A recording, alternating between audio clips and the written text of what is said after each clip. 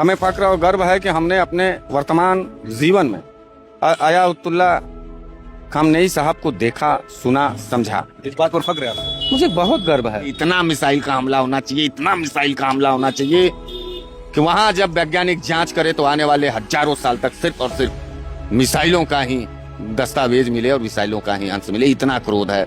मौत का बदला मौत होना चाहिए। रमजान के पाक महीने में पापियों ने इस तरीके का पाप किया है खामनेई साहब का हत्या करके कि वो कभी ना कुरान में माफी के लायक है और ना ही रामायण में माफी के लायक। हमने सुना है वैश्विक स्तर पर तमाम राष्ट्राध्यक्ष अपनी जान को बचाने के लिए बंकरों का सहारा लेते थे, जमीनों के नीचे छुप जाते थे, देश छोड़ के भागे हैं।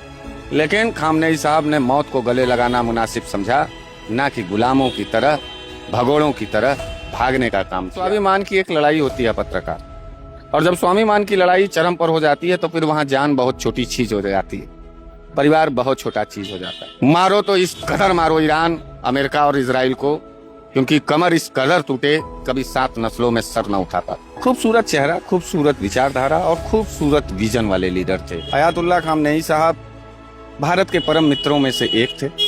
भारत के लिए हर समझौता वो करते थे। और मैं ईरान के लोगों से माफी मांगना चाहता हूं कि अभी तक भारत का कमजोर प्रधानमंत्री, डरपोक प्रधानमंत्री, कायर प्रधानमंत्री अपने परम मित्र ईरान के सुप्रीम लीडर के मौत के बावजूद उन्होंने अपना एक भी प्रतिरोध प्रतिक्रिया दर्ज नहीं कराया। लेकिन हम भारत के लोग स्वर्गीय आयातुल्लाह खामनेई साहब की मौत पर काफी दुखी। उन्होंने अपने राष्ट्र के प्रति, अपने माटी के प्रति, अपने देश के प्रति अपनी जान को कुर्बान किया, लेकिन अपने राष्ट्र के लोगों का सर झुकने पर मजबूर नहीं किया, झुकाने पर मजबूर नहीं किया, उन्हें गुलाम नहीं बनने दिया। झुके नहीं, गुलाम नहीं बने।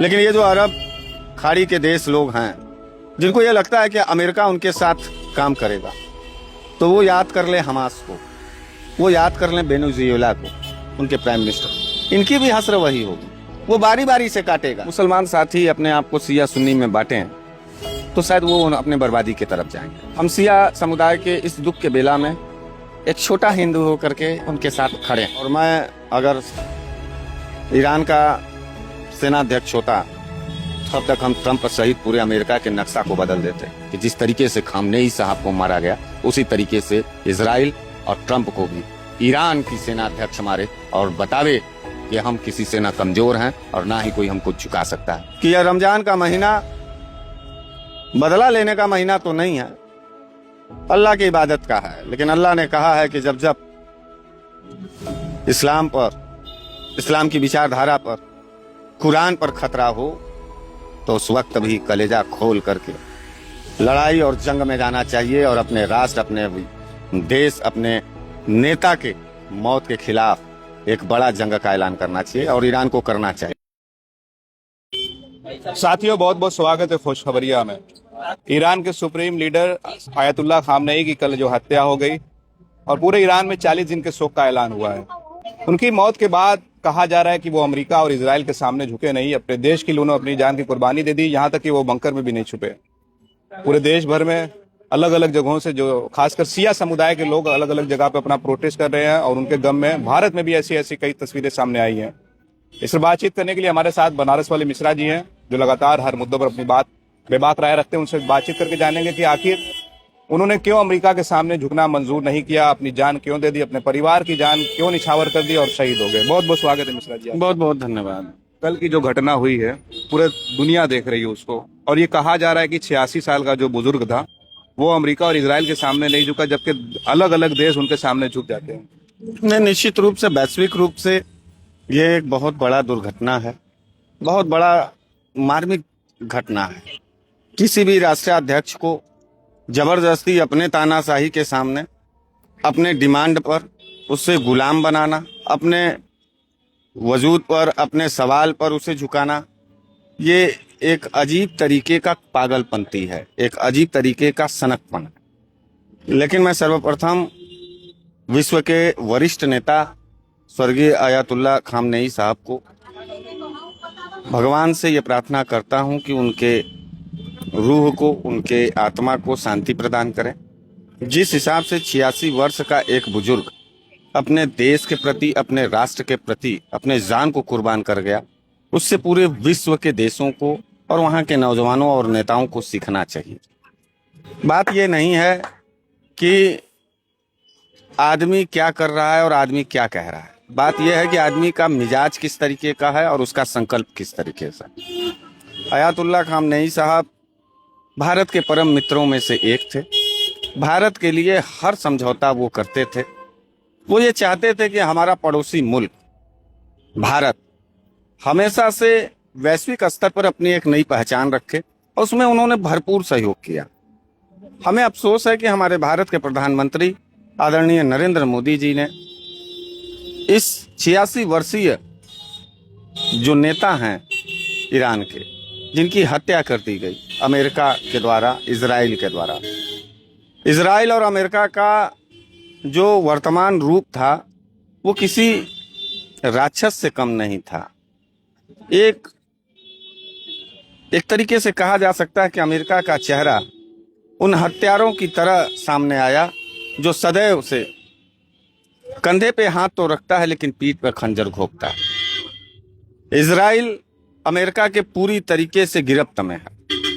पूरी अरब देश की जो अरब खाड़ी के देश हैं, जिनके लिए ईरान एक रीढ़ की हड्डी साबित हुआ करता था।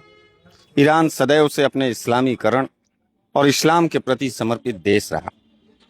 हमें फक्र और गर्व है कि हमने अपने वर्तमान जीवन में अयातुल्ला खामनेई साहब को देखा, सुना, समझा। इस बात पर फख्र है आपको? मुझे बहुत गर्व है। आज के तारीख में नौजवान लीडर्स पूरे वैश्विक स्तर पर सिर्फ अपनी राजकोष को भरने के लिए, जहां अमेरिका जैसे तानाशाह के सामने सर झुका करके गुलामी स्वीकार करते हैं, वहीं खामनेई साहब 86 वर्षीय होने के बावजूद भी बिना डरे, बिना रुके वो सामना करते रह गए। हमने सुना है वैश्विक स्तर पर तमाम राष्ट्राध्यक्ष अपनी जान को बचाने के लिए बंकरों का सहारा लेते थे, जमीनों के नीचे छुप जाते थे, देश छोड़ के भागे हैं।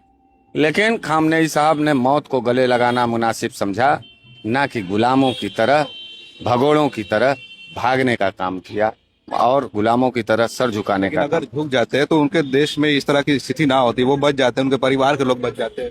देखिए, स्वाभिमान की एक लड़ाई होती है पत्रकार, और जब स्वाभिमान की लड़ाई चरम पर हो जाती है तो फिर वहां जान बहुत छोटी चीज हो जाती है, परिवार बहुत छोटा चीज हो जाता है। खामनेई साहब जैसा राजनेता बहुत ही कम मिलेंगे अब, जिन्होंने अपने राष्ट्र के प्रति, अपने माटी के प्रति, अपने देश के प्रति अपनी जान को कुर्बान किया, लेकिन अपने राष्ट्र के लोगों का सर झुकने पर मजबूर नहीं किया, झुकाने पर मजबूर नहीं किया, उन्हें गुलाम नहीं बनने दिया। मैं ईरान के तमाम वायुसेना से लेकर के थल सेना से और सेनाध्यक्षों से कहना चाहता हूं कि तुम्हारे देश का सुप्रीम लीडर मारा गया। आज देश के अंदर खून के आंसू लोग रो रहे हैं, ईरान के लोग। मैं सेना के लोगों से कहना चाहता हूं, ईरान के सेनाध्यक्ष महोदय से, कि सुप्रीम लीडर के जाने के बाद अब सारी देश की जिम्मेदारी आपके ऊपर है, और जो आपके घर के मुखिया को मारे उसका समूल नाश कर देना। ताबड़तोड़ इतना हमला करो कि अमेरिका की आने वाली 7 नस्लें और इजराइल की जो साजिश है वो 7 नस्लों तक फिर दोबारा पनप न पावे। मैं सेनाध्यक्ष को, ईरान के सेनाध्यक्ष को ये कहना चाहता हूं कि अभी जो आप बॉर्डर लाइन की पॉलिटिक्स में हैं उसे एकदम इग्नोर कर दीजिए, सारे सिद्धांतों को ताक पर रखिए। जब कोई आपके देश के नागरिकों को मारने लगे, जब कोई आपके देश के मुखिया को मार दे, तब समझौता नाम का कोई चीज जीवन में नहीं रहना चाहिए। मारो तो इस कदर मारो ईरान, अमेरिका और इजराइल को, क्योंकि कमर इस कदर टूटे कभी 7 नस्लों में सर न उठाता। फक्र है ईरान को, और मैं ईरान के लोगों से, मैं खुद भारत का निवासी हूं, और मैं ईरान के लोगों से माफी मांगना चाहता हूं कि अभी तक भारत का कमजोर प्रधानमंत्री, डरपोक प्रधानमंत्री, कायर प्रधानमंत्री अपने परम मित्र ईरान के सुप्रीम लीडर के मौत के बावजूद उन्होंने अपना एक भी प्रतिरोध प्रतिक्रिया दर्ज नहीं कराया। लेकिन हम भारत के लोग स्वर्गीय अयातुल्ला खामनेई साहब की मौत पर काफी दुखी, गमगीन है। होली का त्यौहार है, रमजान चल रहा, सभी लोग अल्लाह ताला से लेकर के देवी देवताओं की इबादत में लगे थे। रमजान के पाक महीने में पापियों ने इस तरीके का पाप किया है खामनेई साहब का हत्या करके कि वो कभी ना कुरान में माफी के लायक है और ना ही रामायण में माफी के लायक। पूरी दुनिया भर में लगभग 57 के आसपास मुस्लिम देश हैं, लेकिन ईरान अकेले खड़ा रहा। और कुवैत है, बहरैन है, यूएई है, सऊदी अरब है, दुबई है, ये लोग अमेरिका के साथ खड़े रहे और कोई मदद के लिए नहीं आया। और कहा जा रहा है कि इन लोगों ने चूड़ियां पहन ली है। निश्चित रूप से घर का भेदी लंका ढाए। ये जितने इस्लामिक कंट्रियां अमेरिका के तलवे चाट रहे हैं वह दिन दूर नहीं है। ईरान तो स्वाभिमान के साथ अपने मौत को गले लगाया, यानी खामनेई साहब स्वाभिमान के साथ अपने गले को लगाए, झुके नहीं, गुलाम नहीं बने। लेकिन ये जो अरब खाड़ी के देश लोग हैं जिनको ये लगता है कि अमेरिका उनके साथ काम करेगा, तो वो याद कर ले हमास को, वो याद कर लें वेनेजुएला को, उनके प्राइम मिनिस्टर। इनकी भी हसर वही होगी। वो बारी बारी से काटेगा और निश्चित रूप से काटेगा, क्योंकि इस्लाम के खिलाफ वैश्विक स्तर पर जो दूसरे समुदाय के लोगों ने एक बड़ी गहरी साजिश कर रखी, इस्लाम को खत्म करना चाहते हैं।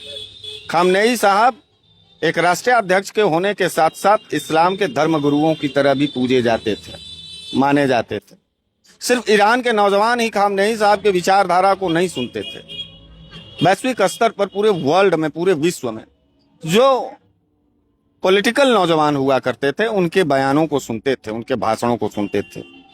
खामनेई साहब का जोश, खामनेई साहब का जज्बात, खामनेई साहब का राष्ट्रवाद पूरे विश्व में लोगों को सीखने के लिए एक बड़ा इतिहास देके गया। लेकिन हम बहुत दुखी हैं, हम भारत में रहते हैं, हम कुछ कर नहीं पा रहे हैं। जो करना है वो ईरान के सेनाध्यक्ष को करना। हम उनसे हाथ जोड़ के विनती करना चाहते हैं कि यह रमजान का महीना बदला लेने का महीना तो नहीं है, अल्लाह की इबादत का है। लेकिन अल्लाह ने कहा है कि जब जब इस्लाम पर, इस्लाम की विचारधारा पर, कुरान पर खतरा हो तो उस वक्त भी कलेजा खोल करके लड़ाई और जंग में जाना चाहिए और अपने राष्ट्र, अपने देश, अपने नेता के मौत के खिलाफ एक बड़ा जंग का ऐलान करना चाहिए और ईरान को करना चाहिए। एक आखिरी सवाल मिश्रा जी मैं आपसे लूंगा कि ये पूरा जो वार हो रहा है, लड़ाई हो रही है, ईरान के न्यूक्लियर प्रोग्राम को लेकर रही है कि इजराइल को डर है कि अगर वो न्यूक्लियर बॉम्ब बना लेगा तो उनको खतरा होगा, उनका अस्तित्व मिट जाएगा। अमेरिका भी नहीं चाहता कि ईरान न्यूक्लियर बम बनाए, भले अमेरिका बना ले, दूसरे देश बना ले, लेकिन ईरान ना बनाए।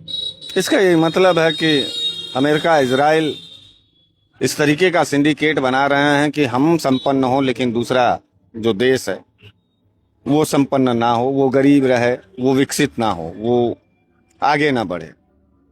हर देश को और हर परिवार के मुखिया को यह पूर्णतः अधिकार है इस पूरे सृष्टि में कि वो अपने परिवार की सुरक्षा कैसे करेगा, वो अपने देश की सुरक्षा कैसे करेगा।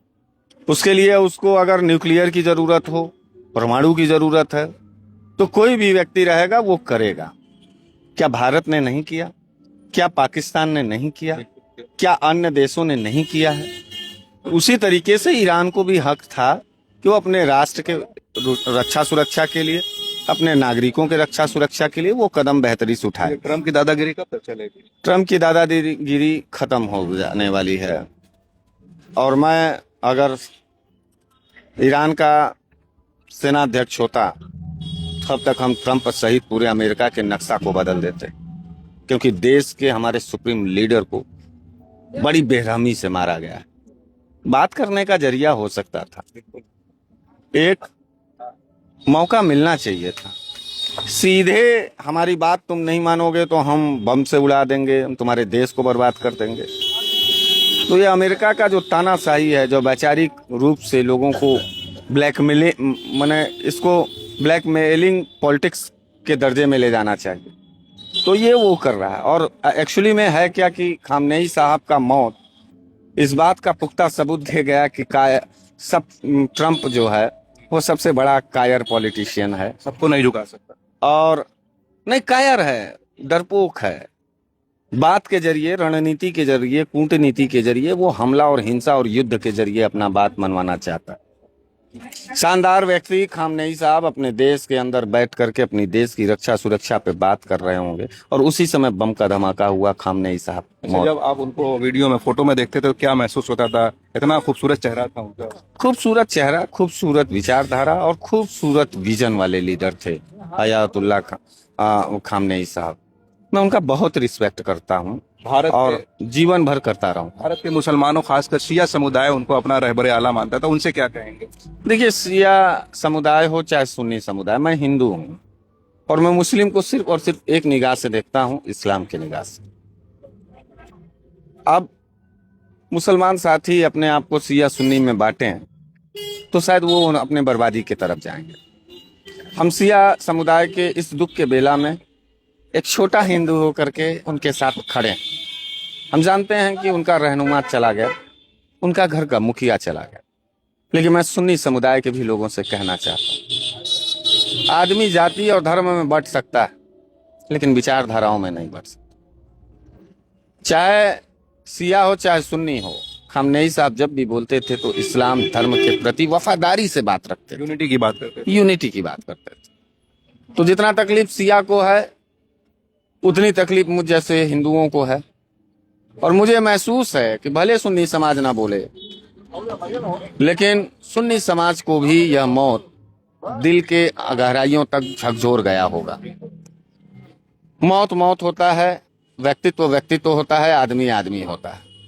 इसलिए इस मौत पर पूरे विश्व को दुख होना चाहिए और सामंतवादी विचारधारा जैसे इजराइल और अमेरिका के खिलाफ, उनके साम्राज्यवादी विचारधारा के खिलाफ संगठनात्मक रूप से, संगठन के रूप में एकजुटता पूरे वर्ल्ड को दिखानी चाहिए और इनके मुंह तोड़ जवाब देना चाहिए। इतना मिसाइल का हमला होना चाहिए, इतना मिसाइल का हमला होना चाहिए कि वहां जब वैज्ञानिक जांच करे तो आने वाले हजारों साल तक सिर्फ और सिर्फ मिसाइलों का ही दस्तावेज मिले और मिसाइलों का ही अंश मिले। इतना क्रोध है, मौत का बदला मौत होना चाहिए। और मैं चाहता हूं कि जिस तरीके से खामनेई साहब को मारा गया उसी तरीके से इजराइल और ट्रंप को भी ईरान की सेना अध्यक्ष मारे और बतावे कि हम किसी से न कमजोर हैं और ना ही कोई हमको झुका सकता है। जय हिंद, जय ईरान। चलिए, बहुत बहुत धन्यवाद हमसे बातचीत करने के लिए। बनारस वाले मिश्रा जी को आपने ईरान के मामले पर सुना और इन्होंने आखिर में एक बड़ी अच्छी बात कही कि इस पूरे मामले में जो है मुसलमानों के एक हो जाना चाहिए, शिया और सुन्नी में बंटना नहीं चाहिए। और ईरान के जो सेना अध्यक्ष, इन्होंने अपील की है कि इसका बदला जरूर लिया जाना चाहिए। ईरान की संप्रभुता का सवाल है, उनके सुप्रीम लीडर को मारा गया है। आप क्या सोचते हैं? अपनी राय जरूर कमेंट करें। आप देख रहे थे खोज खबरिया बनारस से, मैं उबैद, बहुत बहुत शुक्रिया।